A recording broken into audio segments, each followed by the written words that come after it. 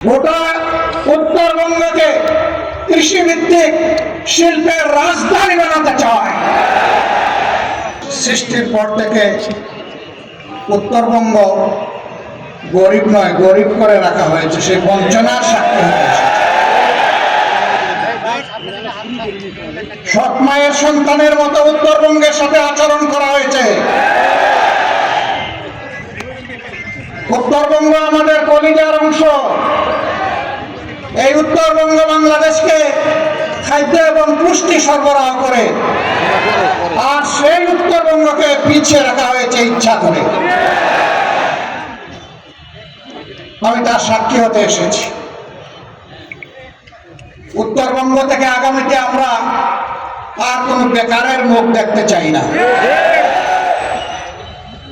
আমরা সকলের হাতে মর্যাদার কাজ তুলে দিতে চাই। আমাদের প্রত্যেকটা যুবক যুবতী, প্রত্যেকটা নাগরিককে আমরা দেশ গড়ার কারিগর হিসাবে তৈরি করতে চাই। গোটা উত্তরবঙ্গকে কৃষিভিত্তিক শিল্পের রাজধানী বানাতে চায়। বন্ধ চিনি কল খুলে দিতে চাই।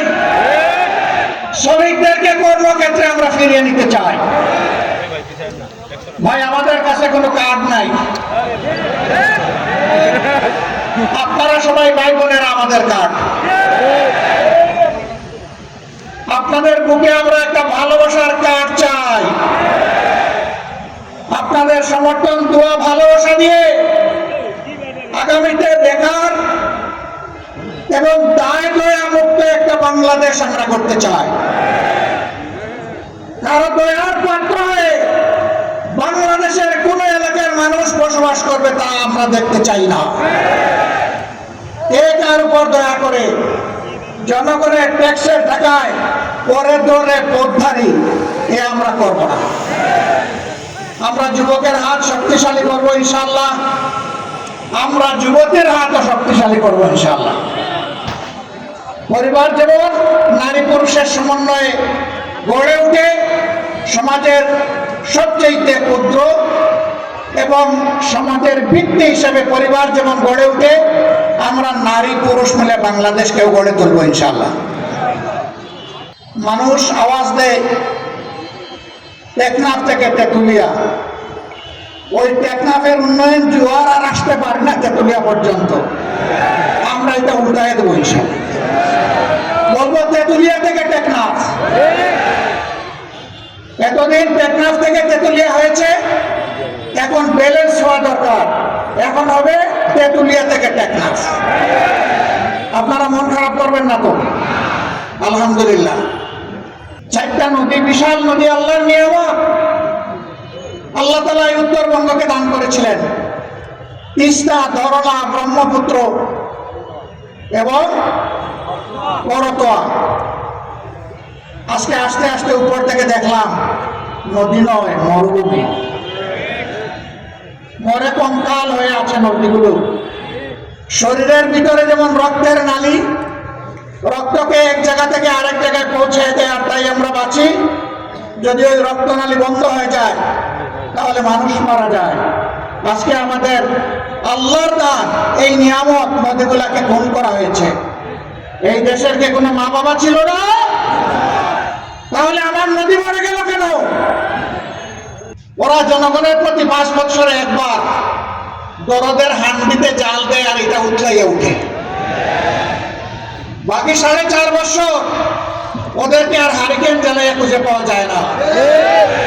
কেউ কেউ আবার বসন্তের কোকিল, বসন্তকাল আসলে আইসা বলে কুহু কুহু।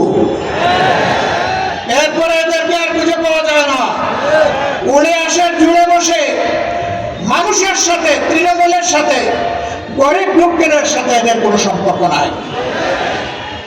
আমরা এই রাজনীতিকে ঘৃণা করি। আমরা ছিলাম, আমরা আছি, আমরা থাকবো ইনশাআল্লাহ। দেশবাসীকে ফেলে চরম দুঃখ বিপদের সময়ও কোথাও আমরা যাইনি। আগামীতে প্রিয় দেশবাসী, আপনাদেরকে ফেলে আমরা যাব না। জীবনে মরণে একসাথে লড়াই করব ইনশাআল্লাহ। প্রিয় বাংলাদেশকে গর্বের বাংলাদেশ হিসাবে আমরা গড়ে তুলব।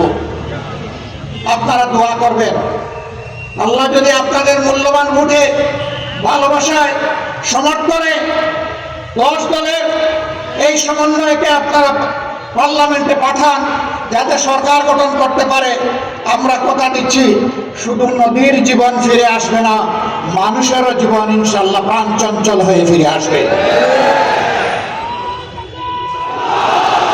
আমরা এই উত্তরবঙ্গের চেহারা মহান আল্লাহর উপর ভরসা করে বলতে চাই, বদলে দেওয়ার জন্য 5টি বছর যথেষ্ট হবে ইনশাআল্লাহ।